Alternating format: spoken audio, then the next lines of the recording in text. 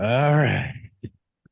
It's the Roller on the Barrel Vintage Baseball Podcast, talking to vintage baseball players from coast to coast, border to border, all over this fine country and in Canada if they ever talk to me. Still looking for the Woodstock Actives. We got a good one tonight. It's an exceptional one, no pressure. We're talking to the captain, the Delhi Polecats. They're from Hamden, New York. We're talking to Andrews Landsman. Don't say anything, Andrews. First, I got to say hi to my co-host tonight, as I am the barrel roller, and I am a true professional. And I do this all in the right order of things. So, but my co-host tonight, Jeff Cougar Kozlowski, fresh off of spring break. Jeff, are you back? Are you energized? Are you ready to go? No. All right. Honesty. We got back took a trip to Washington, D.C., and by way of Morganton, West Virginia. And so we did some hiking. My 7-year, actually, my daughter had her birthday on the Monday while we were on our drive to Washington, and she had a great time, and the whole family had a good time, but we got back very late Friday night, and Saturday and Sunday was just crazy panic. And then our dryer broke. So I've been scrounging for clean clothes for the last 48 hours. Wow. That sounds like a lot. Does your area not have a laundromat anymore? Has that phased out? That's gone? I'm actually mooching off my neighbors right now. So I've been walking across the street into my neighbor's house carrying like a jug of Tide and a garbage bag full of clothes, and all three of my neighbors are pitching in. So there may come a time during this interview where I magically disappear. That's because I'm moving clothes over from one washer to another. Nice. You always pull the disappearing act at least once. So at least this time you've warned us. So Yeah. I appreciate that. Anyway, coming in, like I said earlier, the captain of the Delhi Polecats, Andrews Landsman. Andrews, thank you How do we for do? coming onto the show. Pleasure to meet you. Andrews and Jeff, their big brains were bouncing off each other like magnets. It was like two magnets, and they just like, it was amazing. They're going to get going on a couple of subjects here later on in this episode that I'm just going to sit back and enjoy myself. It's going to be amazing.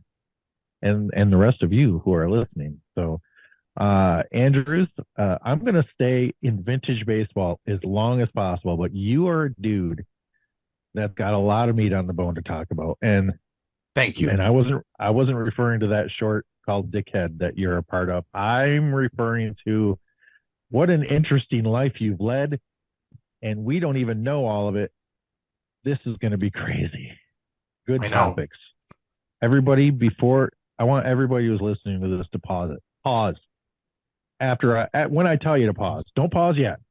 Don't pause. Call all your friends. Tell them, hey, he's about to have an actual interesting interview. I think they're all interesting, but we know you don't think that way.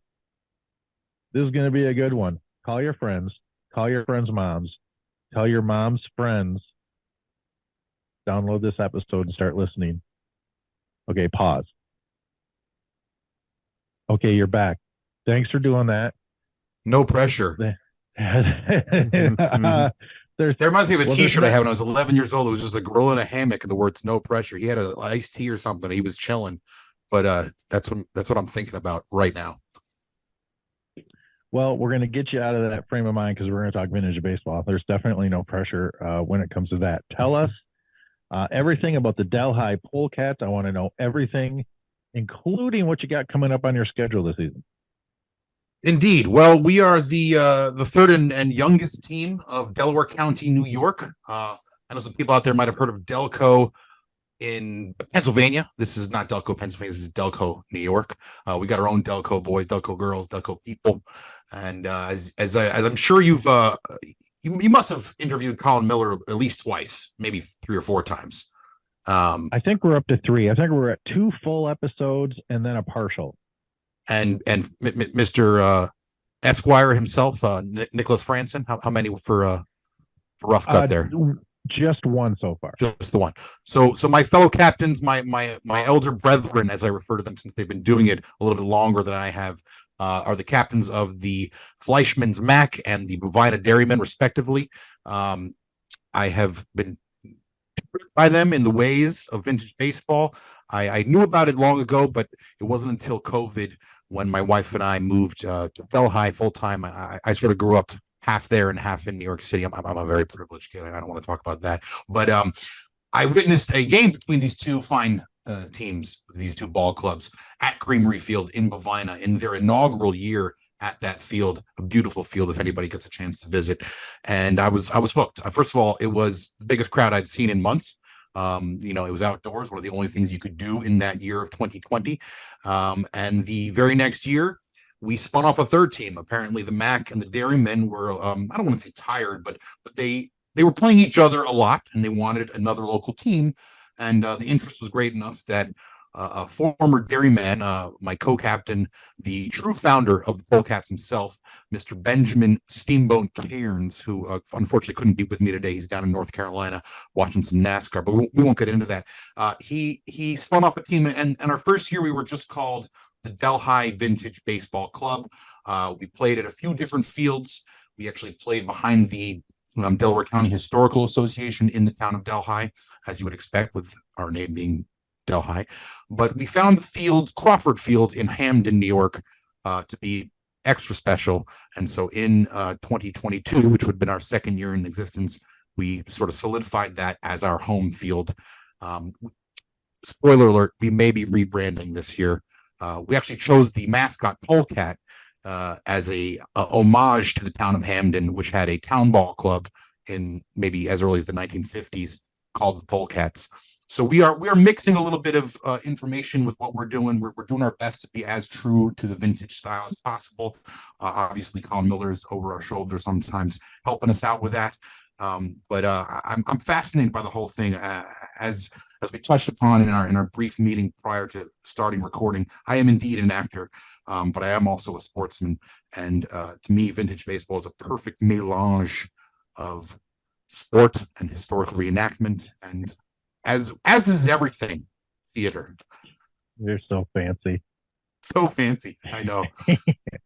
I just want to get Conan O'Brien back on the field. I want to really encourage the hijinks to bring back the tallest ridiculer in vintage baseball existence. He'll never do it. He views that as his masterpiece. He views that as the best thing he's ever done. Yeah. And he'll never do anything like it again. He'll stay completely away from it. You don't mess with Stairway to Heaven, brother. It's true. It's true. Well said. Tell us in your very fancy actor words about the field, Crawford Field, if you were describing it to a bunch of people listening who can't see it. Because it's a podcast. Crawford Field exists as a moment in time. When you step on the field, you are really stepping back. There's some fields out there that take place inside, Old Bethpage out in Long Island. Everything, within immediate eyesight is truly vintage. And that's the same at Crawford Field, except when you come back to the main road, a lot of things are still, approaching that vintage. Obviously, we have tarmac and paved roads and street lights and everything in Hamden, but there is something special about a field that, in any direction you look, it's proper. The dugout is made of wood. The tree line covers almost all the houses. It's a really special place, and it's a place that was donated by the Crawford family to the town of Hamden for the express use of baseball as early as the 1930s, and it's probably just a stone throw from the site of the first ever baseball game advertised in print, which we can talk about a little bit later if you like. No, we can talk about it now. Go ahead. Well, since you asked, this year, 2024, is the 199th year of baseball in print. The town of Hamden was founded in 1825, and in that year listed 9 names along with a challenge in the Delaware Gazette, printed over in Delhi, which is a town founded just slightly before that. We are talking about the center of Delaware County, and it's sort of the Great Western Catskills, if you will, is what we're calling it today. We're about 3 hours drive from New York City right now. But in the year of 1825, it was maybe a couple hours horse ride or walk from what would become Hamden to Delhi.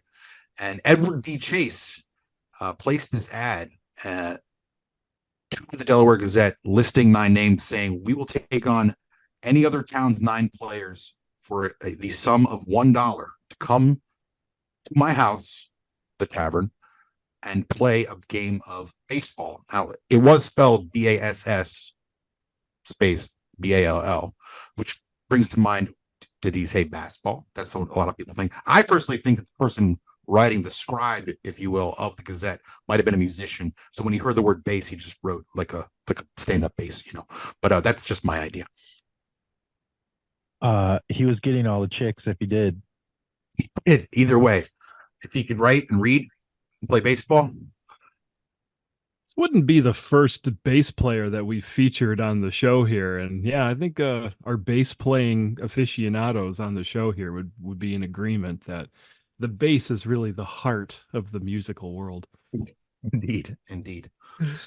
But we are celebrating the 199th year with a small festival in the middle of July, July 13th, the weekend after July 4th, obviously. And this year we're having mostly local teams. The Elizabeth Resolutes are also joining us from New Jersey. We hope to turn that into a 2-day fest next year in celebration of 200 years. But this year you can come see the Resolutes as well as the Dairymen and the Mac, all playing, not all together at once, of course, but all playing on Crawford Field on July 13th this year.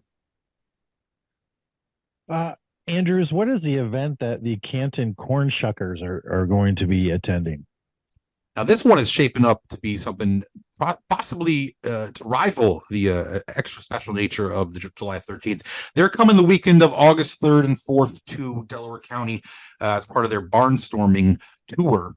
They will be playing at the MAC oh my God, I'm blanking on their field name right now, and Colin is going to spank me for this. I mean, not really, but whoa, hot. They're becoming a Creamery Field in Pavina. They'll become the Crawford Field in Hamden to play the Polecats, and they'll be playing the MAC at the MAC grounds, is of course what it's called. How could I forget? So that's shaping up to be something extra special. The Historical Association, which I mentioned before, has actually gotten in touch, and they may be helping us advertise this event, encouraging people to dress in the stands in a period appropriate attire, which is something we don't often get, but would be really cool if it did happen. The captain of the Canton Corn Shuckers was going to join us tonight, unless something came up. So something came up, but this gives you an opportunity to get a truthful and honest scouting report on how to beat the Canton Corn Shuckers. Jeff Kozlowski, go. Okay, so the Corn Shuckers are speed.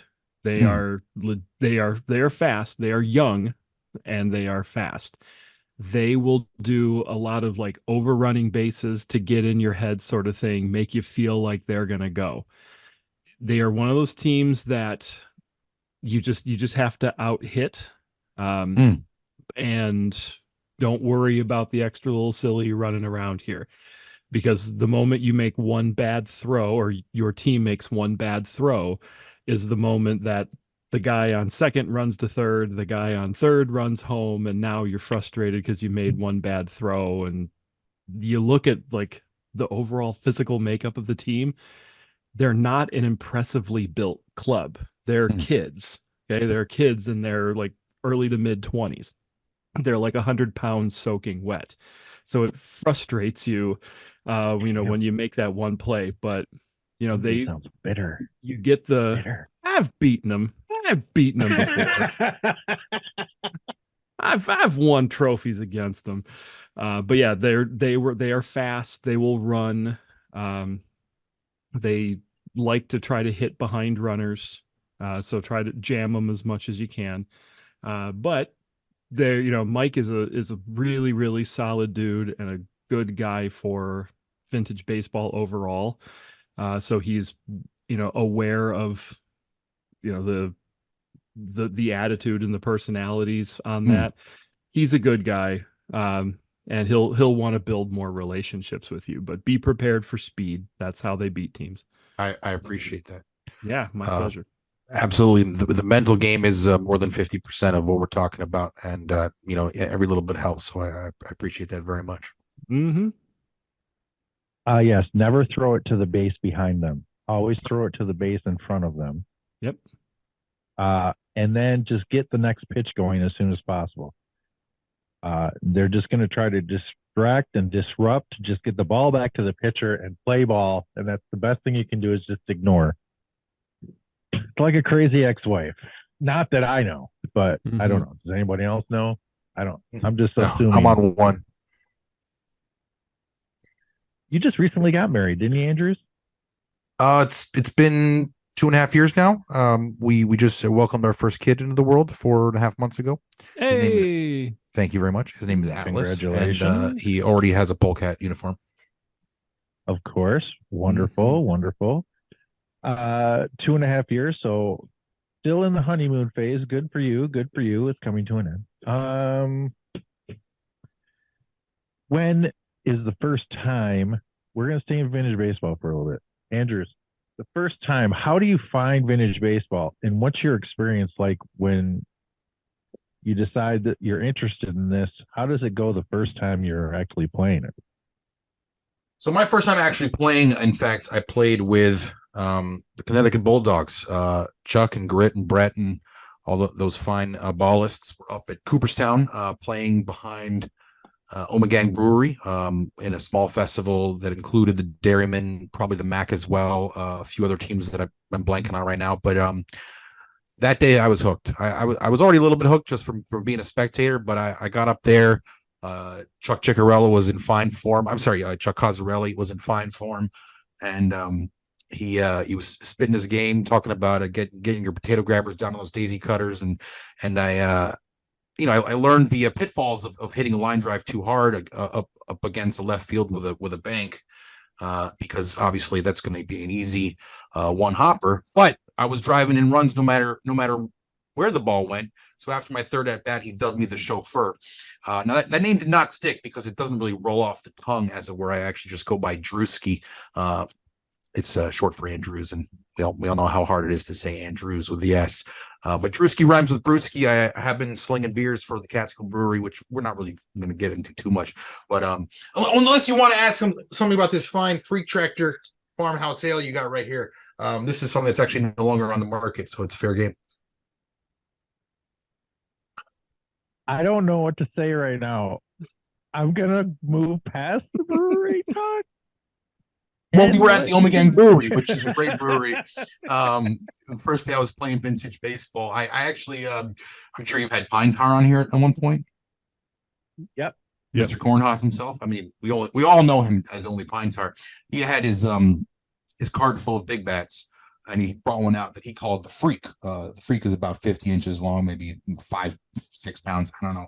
But I was swinging the Freak as hard as I could, and on my fourth at bat, I still made contact, but I also tore my oblique. So you could say the Freak tore my oblique. I was on the, riding the pine after that for the next 3 or 4 weeks. But I got back out there in time for the first game with the Delhi Vintage Baseball Club in June of that year. Ben Cairns, Steamboat, he was the captain that year. We had 6 dates on the calendar. We won one of our matches, actually against the MAC that year. We had a doubleheader that we were able to get shellacked and both get shellacked and warm up in our first game against the Dairymen. And the second game we played against the MAC and bested them with our first and only win of our inaugural season. We came back in 2022. We chose the name Polecats in honor of our new home field in Hamden. Although our uniforms do say Delhi on them. We have a very specific look with a cadet collar taken directly from the oldest photograph I could find of a Delhi baseball team. I think it was circa 1909. Again, playing with the time frame, we do play most of our games today by the 1864 rule set. Although at one point we were doing our best to stick to the 1886 overhand. We were thinking about making Delaware County a hub of overhand vintage baseball, which is great if you have a plethora of pitchers and catchers those are hard to come by, catchers especially. And so we still try to play at least one overhand game a year. But what was the question?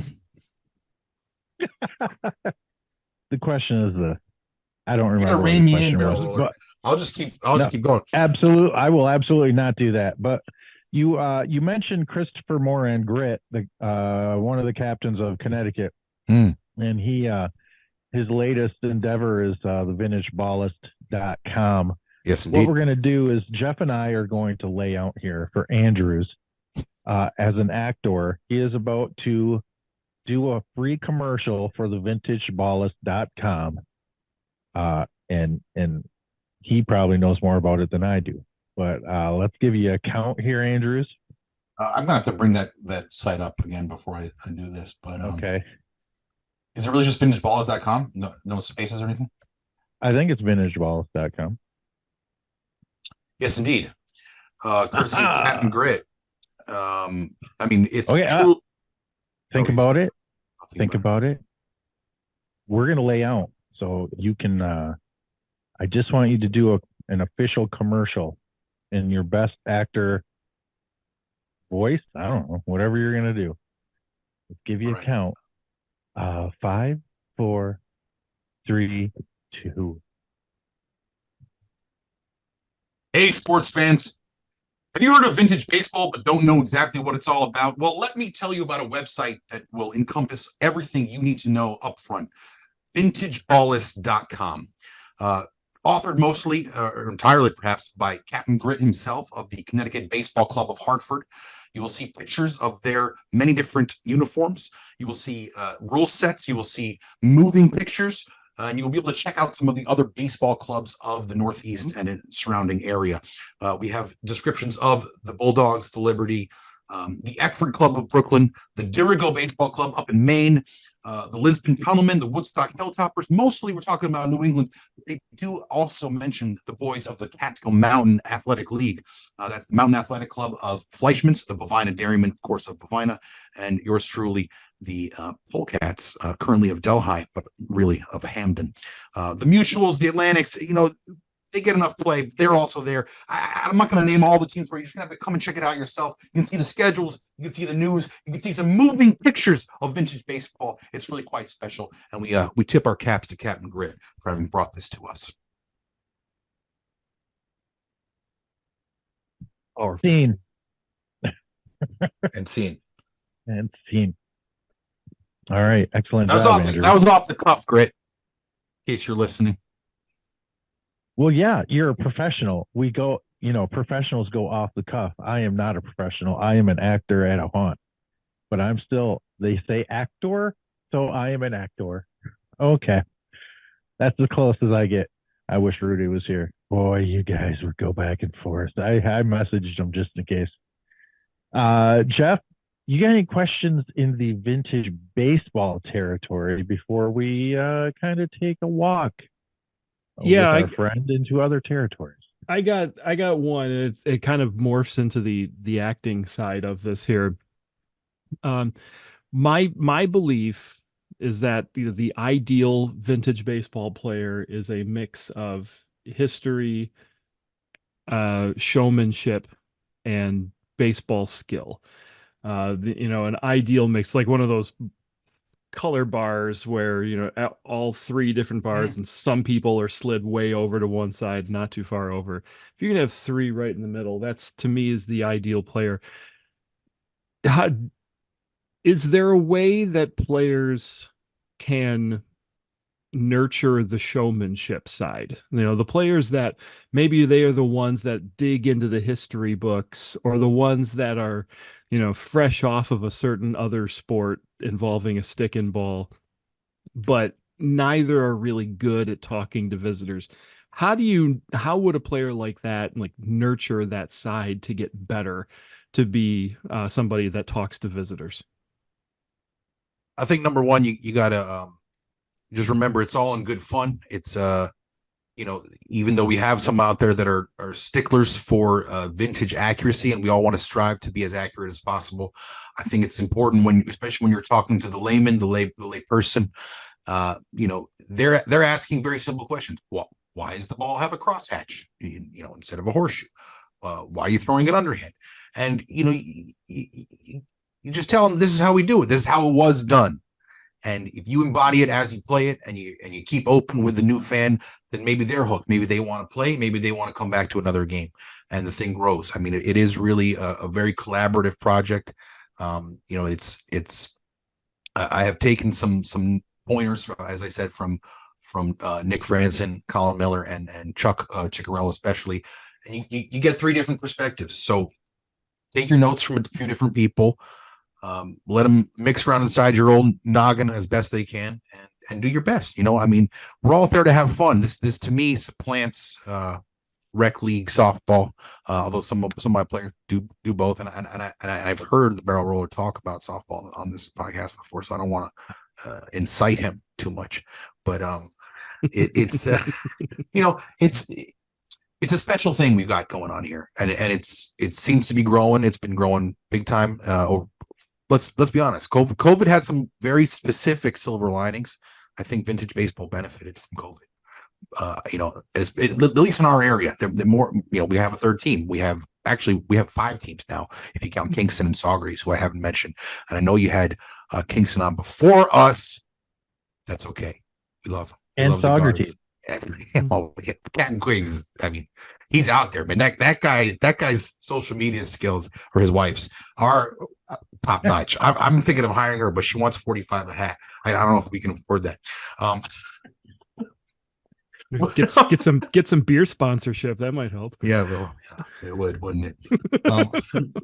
But we're not going to talk about beer. I want to. Andrews, we're going to give you a little break here. Thank you. We are about to go into the non-vintage portion of the episode. But what we're going to do to break it up is Jeff Kozlowski is about to do a little acting of his own. No, and bring you. It's not me this week. Or no. Okay. It's Jonathan McLean giving the sports break of the week. He even blocked out his video. You're committed. I'll tell you that. Jonathan McLean, go ahead. This is your Roller Out the Barrel news break for Sunday, June 2nd, 1867. I'm Jonathan McLean. Dateline, New York. The Harlem Baseball Club, coming off a victory this past Tuesday, decided to issue a challenge to an assorted group of people that showed up the following Thursday. Unfortunately, this was a poorly planned April Fool's joke, as the field defeated the challenging Harlems 32-18. It seemed two of the people in attendance played for the nearby Union Club, but the rest of them could have been bartenders for all we know. That notwithstanding, I'm sure the 14 runs in the last 3 innings that put up the game didn't help either. In Philadelphia, the Quaker City Club defeated the West Philadelphia Club 40-13. 8 of the 9 Quaker City Club members outscored all of the Philly players, especially with the 22 runs tallied in the 8th and 9th innings. Today's news break is brought to you by M. McGill and Company at number 614 Broadway. Summer toggery is rapidly coming in vogue, but it is only complete when surmounted by a handsome Panama hat. For a first-class, custom-made article, we are assured that there is no place in the city like McGill's. I'm Jonathan McLean, and this has been your Roller Out the Barrel news break. Oh, thank you, Jonathan McLean. So what he does in that news break, I just want to tell him that I do listen when he gives these, and he always gives a little nod to Die Hard. The movie Die Hard somewhere is given a nod in these, and I just want him to know I listen, and I definitely know it was the bartender line. Yup. from the first Die Hard. So that's when Deputy Dwayne is telling Powell when he's on the radio with John McClane. After he's done talking to him, he says, "Hey, I think he's a cop, and not L.A., but definitely a badge." And he's like, "He could be a effing bartender for all we know." So Yeah, for all the children in attendance, Jonathan McLean omitted some of the more salty language. I'm sure the children appreciate it. You know, that is a really time. I know you probably do that for every news break, but that's a really timely choice because everybody knows Die Hard 1 is a Christmas movie, but few people know that Die Hard 3 is actually an Easter movie. No. April Fools. No.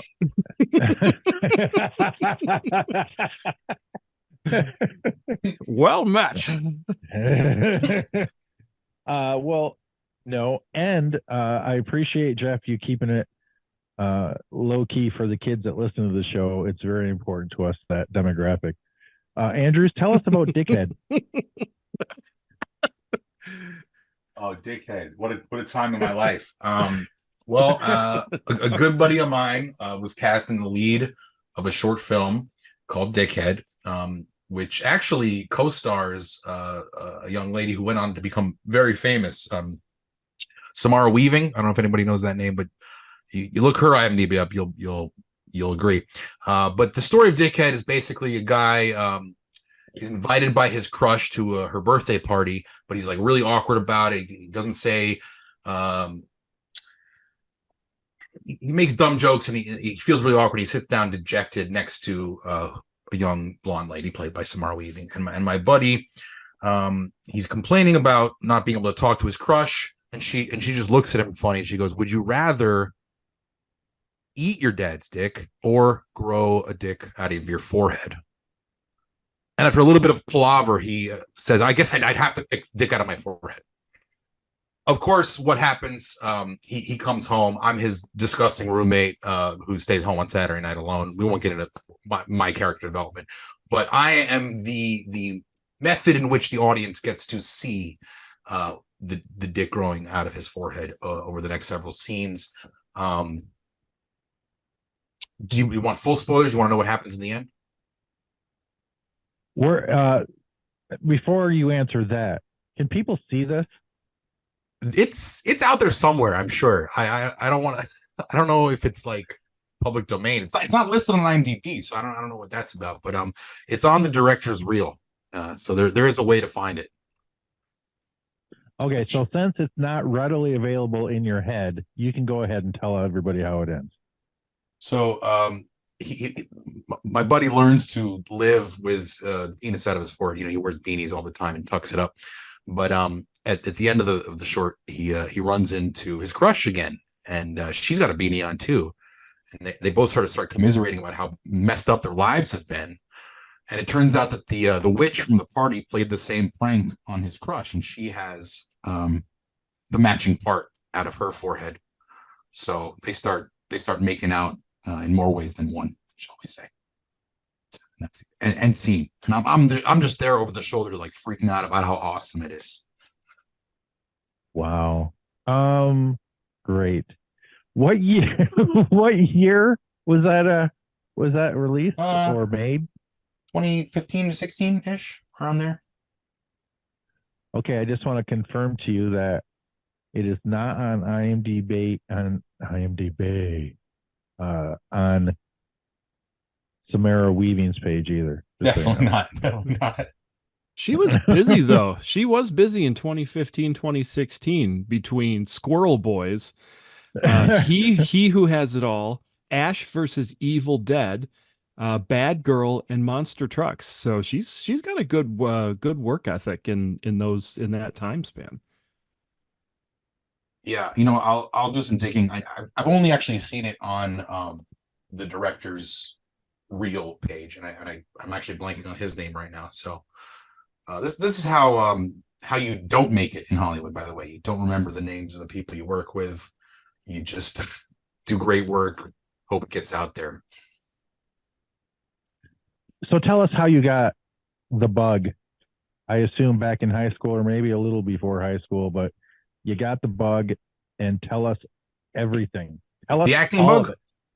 The acting bug. Oh, is there another bug? That one. Well, we talked about the vintage baseball bug first. That's first and okay. foremost. But long before I got the vintage baseball bug, I caught the acting bug in Delaware County. Actually, I as I mentioned before, I was a very privileged kid. I grew up mostly in the city. I went to an all boys prep school, but in the summers I was free to roam the fields and rivers of Delaware County, the many streams and valleys. And I was doing a Shakespeare in the Valley program for young people. And it was the first time that I was really hanging out with girls. So all that together, I have a slightly theatrical family. My older cousins were doing the same program. I really fell in love with acting in general, with Shakespeare. I ended up going to Tisch School of the Arts at NYU for college. Did a fair bit of stage acting in school and also in off Broadway productions in downtown Manhattan, and took my talents to the West Coast in 2012. My now wife, then girlfriend, also came out nearly the same time. We had a tumultuous courtship, shall we say, in the first few years in Los Angeles, but ultimately found our way back to each other, and were pretty solid with each other when we were living together when COVID hit, and that's when we came back east. The acting flame never goes out fully, but our energies are turned elsewhere these days. So to me, vintage baseball is a little bit of an outlet for those creative energies, and I'm really thrilled to be a part of something that's. I have also been an athlete of sorts over the years. I've always played some form of baseball or softball, basketball, and pickup football games too. What do you consider your greatest success so far in the art? Greatest success in the arts. Well, that's a tough one. Besides Dickhead, obviously. I think that goes without saying. Yeah. I wrote and produced and directed a short film that I acted in that's called Sadhu, which took me a long time to get fully edited and put out there, but that was something I was really proud of, and I think it actually holds up to this day. It's sort of a chance encounter between two people who had one date. Both of them thought it went really well, but the guy was such a putz. All he did was text the word sadhu to his lady love after the date, and she did not respond to that. She didn't know what it meant. But of course, sadhu means sup, dude, in a really sort of nerdy bro kind of way. So that's fun. Very of its moment of the time. There's a reference to Vine in it. Let's put it that way. You remember Vine? I do. I got some chuckles off the Vine. I still see some of those today. It's kind of like seeing a movie from the 80s at this point. I don't know why it hasn't been that long. Also, tell us the other end of the spectrum, the other world. Tell us about the other world. The other world was something I sort of got roped into towards the end of my days at NYU. I actually showed up just to be an extra. They needed some people with a little bit of fight choreography experience. It's a really let's just say budget level fantasy sci-fi epic movie. But the director, she took a look at me and she's like, "Oh, we need your face in the screen." So I got I got a death scene, which was great.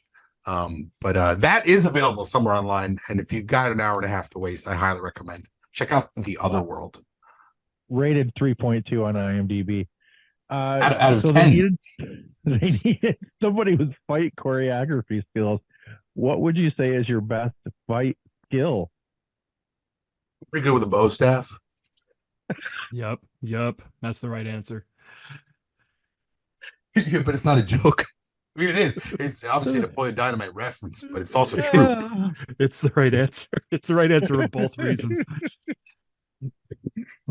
All right. I also need to hear your thoughts on Extreme Cougar Wives.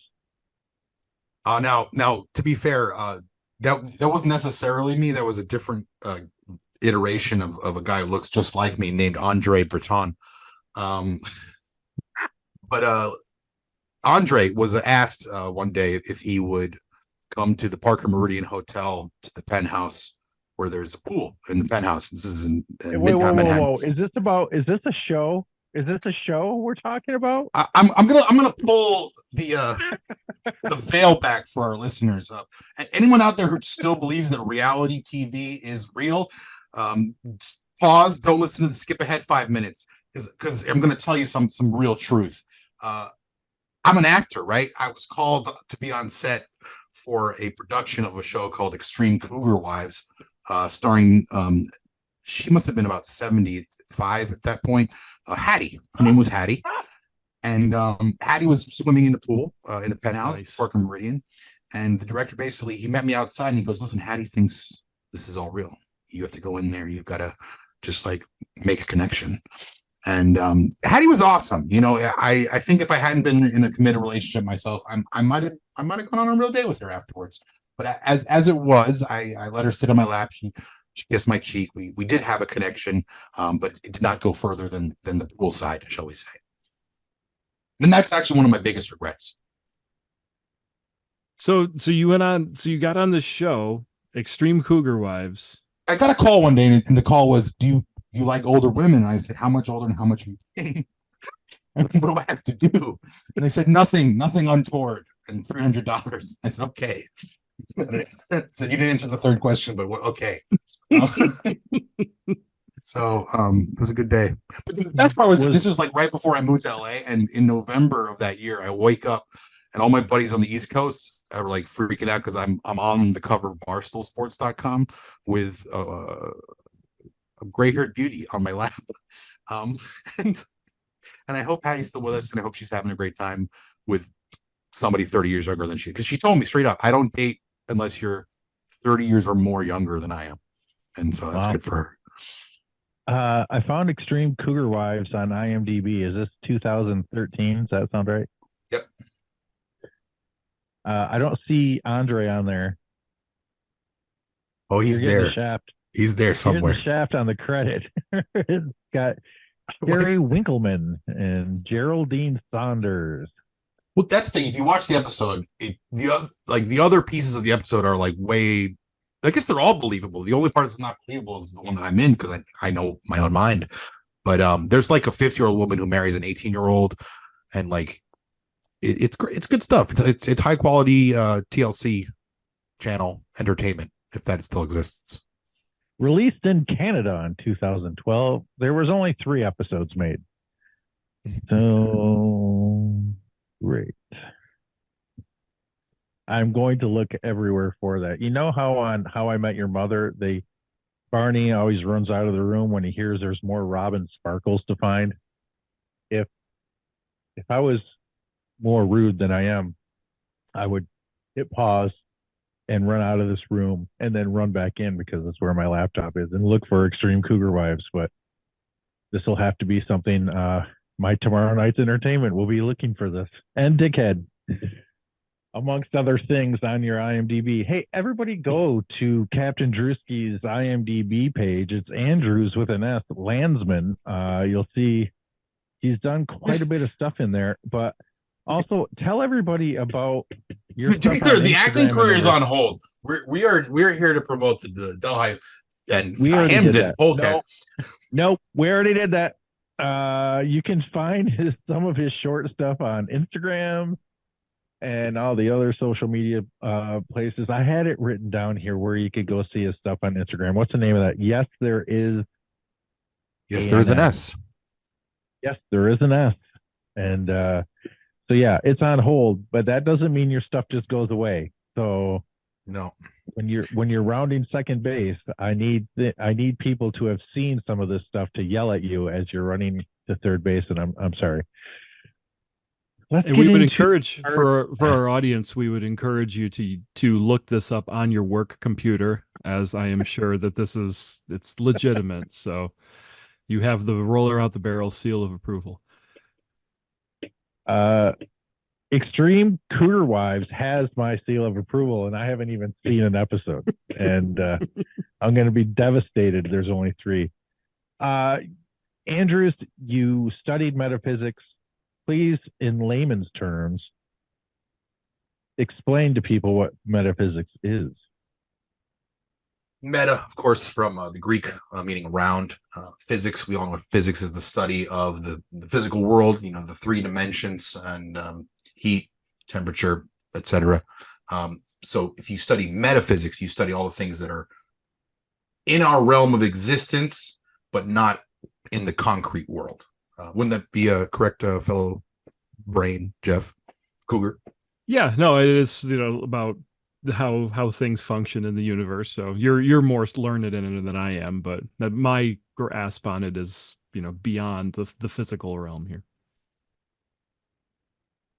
So you're obviously an educated man. You study metaphysics, and yet you go on to be a bartender and work at a brewery also eventually. What happened here? What's the disconnect here? When did you realize that metaphysics is not something you were going to pursue the rest of your life? Well, I don't know if that's entirely accurate, Barrel. I think once you start down the path of metaphysical exploration, you never stop. Whether or not it's lucrative is a different story. We all have to pick up certain jobs or odd jobs to sustain our existence if we don't have a particular career path that provides that bread, that dough, that capistrano. But I went out to LA in 2012 pursuing the acting world, and I gave myself a year to get the lay of the land, and a year turned into 5, and 5 turned into 8, and then just as I was getting started again, this thing called the coronavirus showed up, and that's the most metaphysical thing you could possibly endure. I mean, we all endured it together. I really don't want to harp on it, but the silver linings of that thing were, I started to realize what's really important in my life. Obviously, I ended up marrying my wife shortly after. Came back east, lived in Delaware County for 3 years. We recently moved to Rockland, which is not super far, but a lot of people think it's in New Jersey. It's not. My wife's from New Jersey. Are you saying that you broke up with your wife and then COVID changed your mind about the way you thought about things? So then you sought her out to get back with her? No, we did break up for a year prior to COVID. We were already back together solid before COVID started. But she and I had been playing with when to come back east at some point, and COVID expedited that part of our lives. And after a month of living in quarantine with my parents, I said, I can't keep her on the hook anymore. I got to bend the knee. And so that's what I'm saying. Okay. We made it official. COVID. No, I'm not. Listen, we met when I was a 24-year-old goofball running around town. And she was 20, similar to my age. And she put up a lot. Let's put it that way. Are you saying you have do you have a COVID child? No, we he's only 4 months old. I mean, I guess all children are now 4 months. All children, I guess, are COVID children now. Is that what we're saying? What are we... No, I don't know. I'm too old for that kind of nonsense. He was not born of COVID. Excellent. Andrews. Sir. Jeff, I'm sorry. Am I overstepping you? No, not at all. Talk about his metaphysics stuff a little bit before we move on. Well, I mean, I guess I would kind of, take this into, besides the acting, what sorts of things from I want to clear one thing up, Jeff. I'm sorry. When you keep asking about studying metaphysics, do you think I actually took a course in metaphysics? No, I was not. I don't know. I was actually not going to ask about metaphysics at all.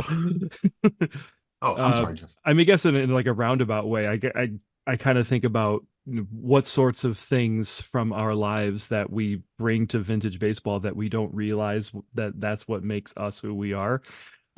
Is there something in your life that maybe you thought was put away or wasn't a part anymore, and then you come on to vintage baseball and you're like, oh, there it is. Like I remember doing that, and is there anything that you found again thanks to vintage baseball? Obviously baseball is a very special thing to anybody, any American, anybody who plays it or sees it or what witnesses it. My dad had a friend who was a performance artist who never played or saw the game, came to a professional game. What he took away from it were the movements that all the umpires made on the field. What I'm trying to say is there's a lot of different things going on a baseball field. And while we're on the subject of umpires, vintage baseball experience relies heavily on the experience of an umpire. It's really tough to find a great umpire. I love umpiring. I unfortunately love playing even more. But for anybody who's umpiring out there, I got one tiny tip. Because I did this once just sort of on a whim and I got a lot of praise for it. And that's not why I did it. But if there's ever any questionable call, I really enjoyed deferring to the people involved in the call. So if there's a slide at second and I can't really see it from where I'm at, I scream out, "On your honor, sir, were you safe?" And that to me kind of brings the moment of 1864, 1867, whatever it is, to bear. So that slightly answers your question, but beyond that, it's the inclusivity. It's you got your dairymen, you got your Mac, you got your corn shuckers who they're all, even if they don't look it, they're really talented ballists. And the Polecats, we have some days where we're right there with them. We have some days we're not quite there, and that's okay. And we all do our best, and it is a game of fun. And it's part of the experience. It's part of doing some historical reenactment, shedding a little light on a piece of history that kind of gets overlooked, and a piece of American history that is unequivocally good. I mean, let's face it. We're in a time of reckoning with what's gone on in this country, and there's a lot great that should be celebrated, and some we need to really get into more. And I know that I might be splitting lines, especially within the baseball community, by even talking about this. And that's actually one of the things I love about the experience too, is it's a place that nobody talks politics. Like I know I don't see eye to eye with some of my team at least, and that's great. We're all still friends. We all get along. We have a good time. We shoot the breeze. We speak gruffly with each other, and it's all in good fun, and everybody knows that.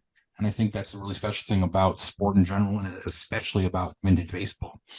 In our particular neck of the woods, it's also like a great thing to do on an afternoon when maybe there isn't so much to do. I mean, there's more to do now than there was in 2020 and 2021. Excuse me, but it's a great family friendly, Saturday, Sunday afternoon activity. You're here. It absolutely is, and politics is something that we don't address on the show because it's a black hole of conversation. Indeed. And nobody wins.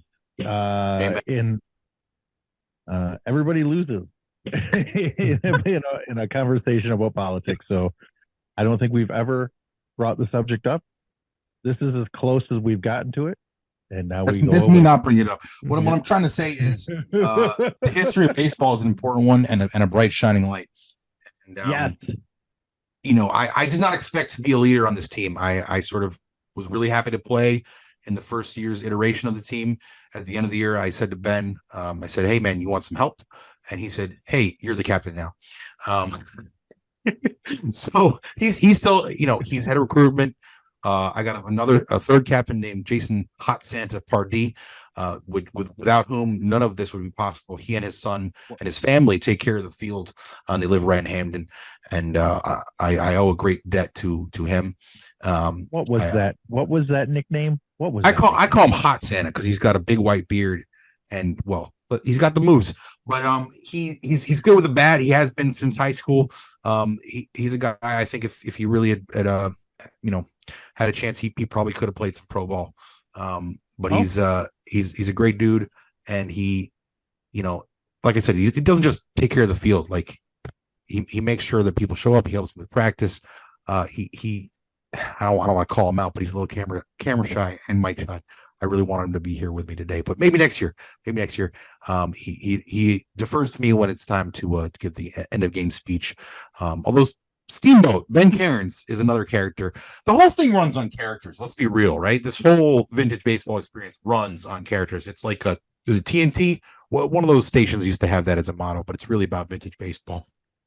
Well, that's what this podcast runs on. I mean, we interview characters. I mean, if you're Indeed. a character, we want to interview you. I mean, Characters welcome. that's our sweet spot. Our sweet spot. Before I give you the old pepper, I would like to hear about your experience in Prague. Please. So I was fortunate enough to spend a spring semester of my junior year in Prague. Prague is an amazing city. It's got architecture from every different era going back to 800 AD. One of my favorite places in that city is, so you have the Hrad, the Prague Hrad, which is the main castle that like every tourist knows about, but only half the tourists know about the Vyšehrad, which is the mythical birthplace of the city. It's a little bit further south and on the other side of the Vltava River from the main Hrad. And the story I heard, which I believe, is that the princess of the year, she was on top of the Hrad, which had just been built, and she was tripping on mushrooms, and she saw the vision of what Prague would become and said, this is where we're going to center our empire from. And 600 years later, they founded the Charles University.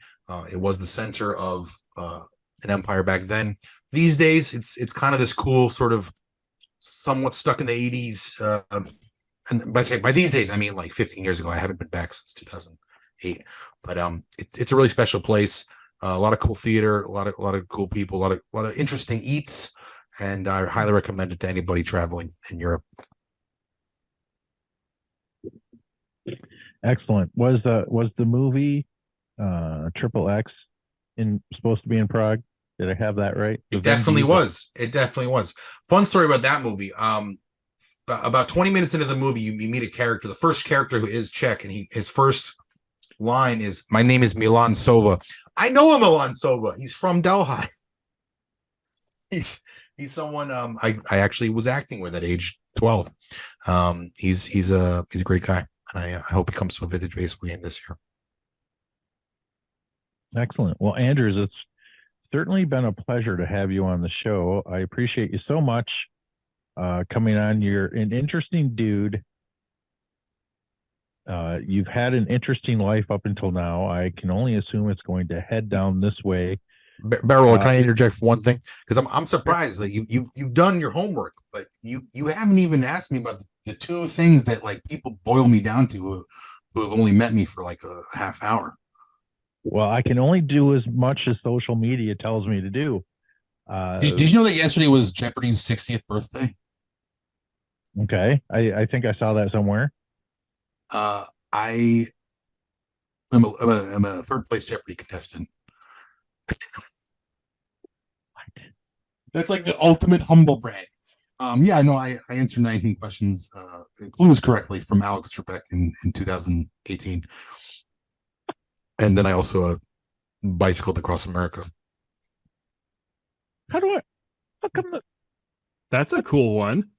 That's a really metaphysical journey. I mean, it's physical, but very metaphysical as well. We're gonna save that for next time. Let's pepper it up. This worked out perfectly. This worked out perfectly. There will be a next time. We'll do a part 2. You'll bring on one of the guys from the team that couldn't make it tonight, and we'll get into Jeopardy. We'll get into bicycling across America. Oh my goodness. There's one quick thing, talking about Prague, and that I think that we can find a connection, even more between you. According to TripAdvisor, there's a spot in Prague called Thrill Park, Prague's horror theme park. Oh, wow. That News sounds to me. amazing. I'll have to go back. Yeah, it is, what was it? It was like in the top 10 of it's Traveler's Choice by TripAdvisor. Number 1 of 22 amusement parks in Prague. So wow, they really enjoy the thrills and the spills. It's a year-round horror themed amusement park. That's what it appears to be. That sounds so Czech. Come with your friends to enjoy one hell of an emotional roller coaster ride. And there's 4 dudes hugging each other in fear. How much beer? Yeah. I mean, Big beer what culture, would you- obviously. on a scale of 1 to 10, what's the fear look on the face? Like, I mean, you're asking me to judge things, and the last time I judged something, you got really upset that I do you gave my think that daughter they're high marks. actors? You gave my daughter high. I gave my daughter high marks, and you got mad at me for it. So I'm not judging anything. Because you're not an honest judge. That's right. Okay. Well, never mind. Okay. Andrews, before we get you out of here, I'm going to give you the old pepper. I don't know if you listened through an entire episode of this, but it's a little thing we do. Quick answers, quick questions. It's bull stuff. Here we go. Do you believe more in a Yeti or the Loch Ness Monster? Yeti. What's your favorite Die Hard movie? 1. Good answer. What is your favorite disco song? I Feel Love. What was your first car? Toyota Prius. Two-part question. What was the first date you took your wife on? And then what was the first date after you broke her heart that you took her on another first date? First date. That's a hazy time. I can tell you our first meeting, it wouldn't be a date, but we met it out in downtown New York at a place called Phoebe's, and I read her palm, allegedly. You read her palm. Well, I know that I Whoa, didn't like, I'm not really a palm reader, but I guess I pretended to read her palm. Oh no, I was with you. That's a baller move. But she the wasn't, palm, and you just not at made the up some time. stuff. Just an excuse to hold her hand. That's all. There you go. It worked.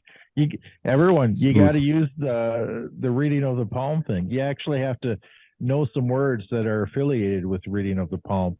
You don't remember anything you said from reading her palm, but could you make up something like right now what you think you might have said? She's got a really long lifeline.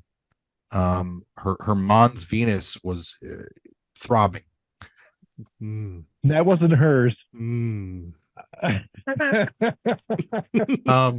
I'll tell you this. So the guy I mentioned before, he's a great guy named Joe Mullen. He's the star of Dickhead, and he was there that night with his girlfriend, and his girlfriend said, "Oh man, Cheryl's the name of my wife. Cheryl's never gonna go for Andy."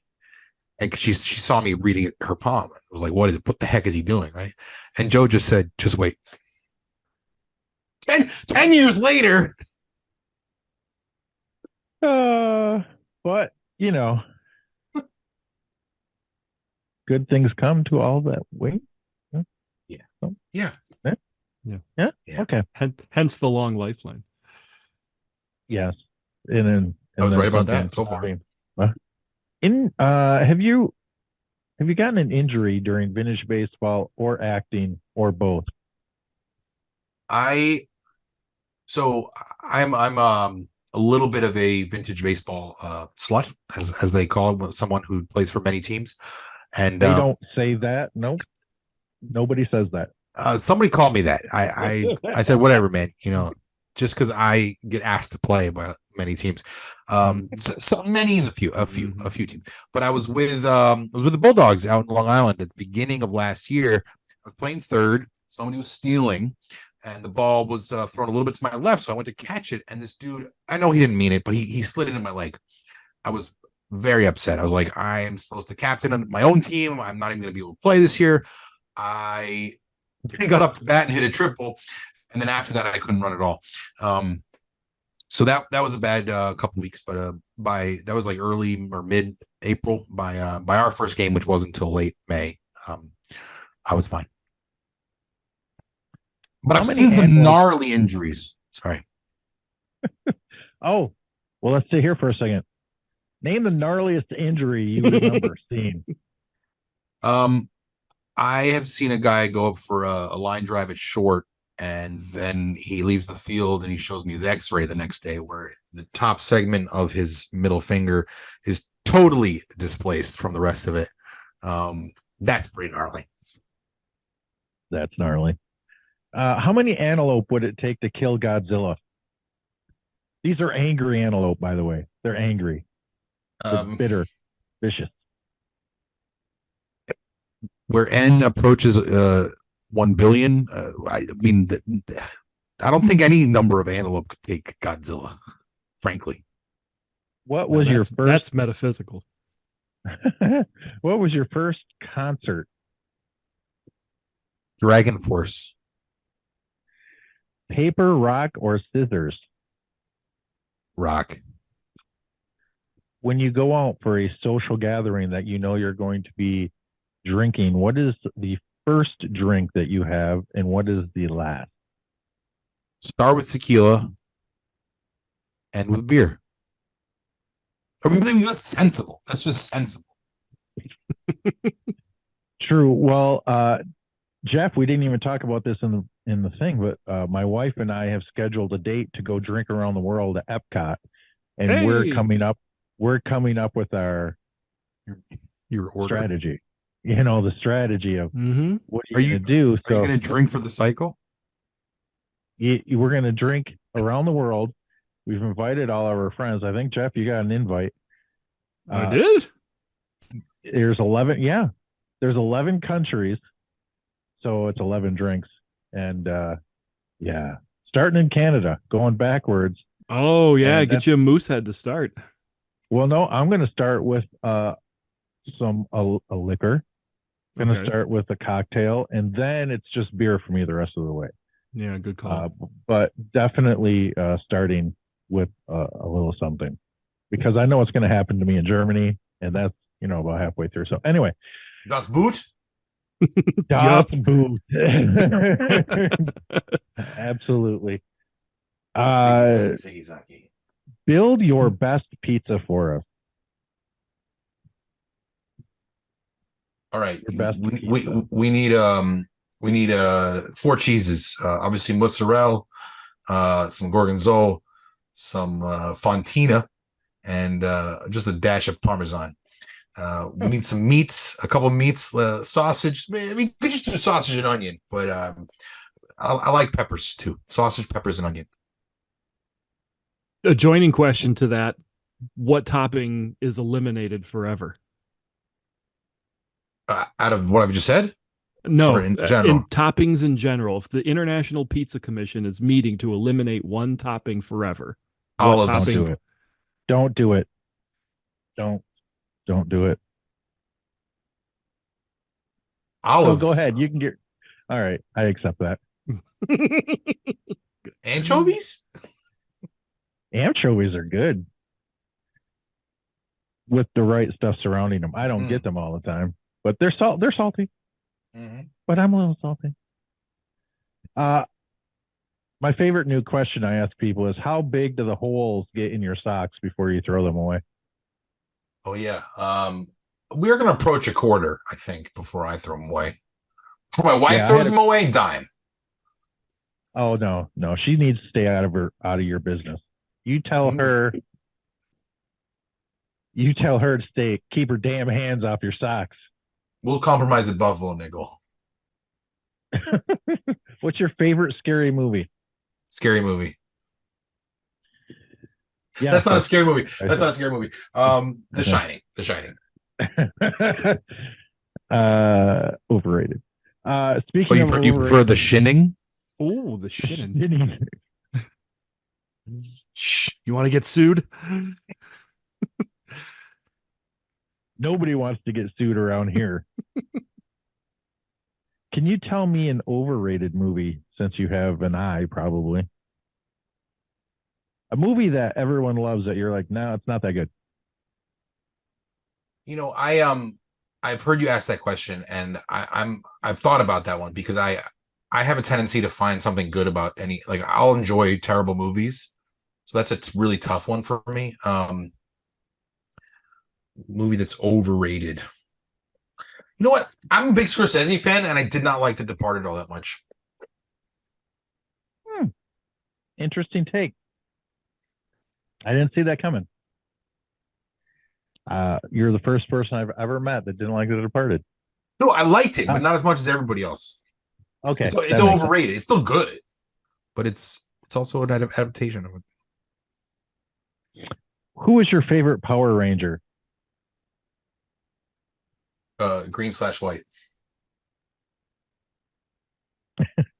R.I.P. And what is your third favorite color?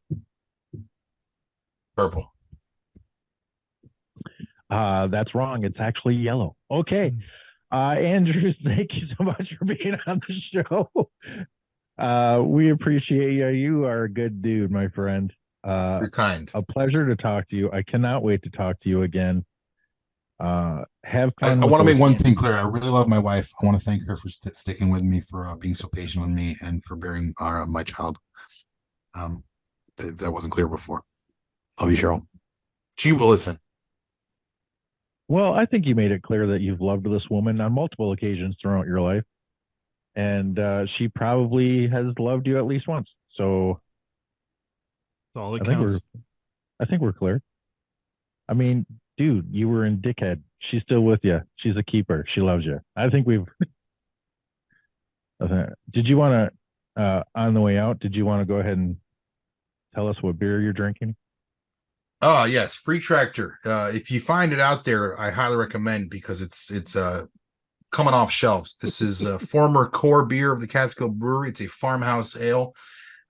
We are sunsetting this beer until at least 2025. So it's delightful. It's got some, candy apple aromas. It's got some good Belgian yeast funk. And I mean the good funk, of course. We bring the good funk when we talk farmhouse ale. For those of you who don't know what a farmhouse ale is, it's like a saison, but a little less refined. We want the funk. What would you say of all the selections from the Catskill Brewery has been your favorite? We make a world-class Pilsner, and it's called Ball Lightning, and I bring it to every baseball game. Oh, so everybody, before you make fun of something on Andrew's IMDb, Andrew's, how do you say? Andrew's is yeah, because when your name ends in an S and you're like Andrew's, yeah, exactly. You got to get the beer. Can you have beer before the game on the East Coast? Depends on the venue. Some captains frown upon it mightily. It depends what area you're playing, right? If you're in the 1880s, you're in the temperance movement. But I think 1864 ball is acceptable. I think if it's an exceptional Pilsner, I think there should be like an exception for before the match. Indeed. There's a couple of teams out there that have sampled it, and I'll continue to bring it around. Well, a man that goes to we're talking about extreme cougar wives and good funk, it's either like all or nothing with you, Andrews, and I applaud you for that. That's how Drewski rolls. Isn't that what metaphysics is? All or nothing? I thought that was what it was. Is that what it is? Indeed. Is that what it is? Indeed. Deep. Indeed. In word and deed. All right. Thank you so much. We're going to get out of here. Jeff, do you got some snappy thing to say at the end of this? Or when you have all manner of funk that you can choose from, it's really best. You have to think about what kind of funk would be really, truly appreciated by everybody in attendance. And when given the option, it's important to choose the extreme funk. Oh, you don't want that. No, I'm going to go ahead and pass on extreme funk. I've had that twice. No, I don't recommend. We should look for that on IMDb. Is there something called extreme funk? Let me look that up. Extreme spunk. Oh. No, that's not. Hey, it's been a pleasure, guys. Thank you so much for having me. Check that on the work computer. Polecats unite.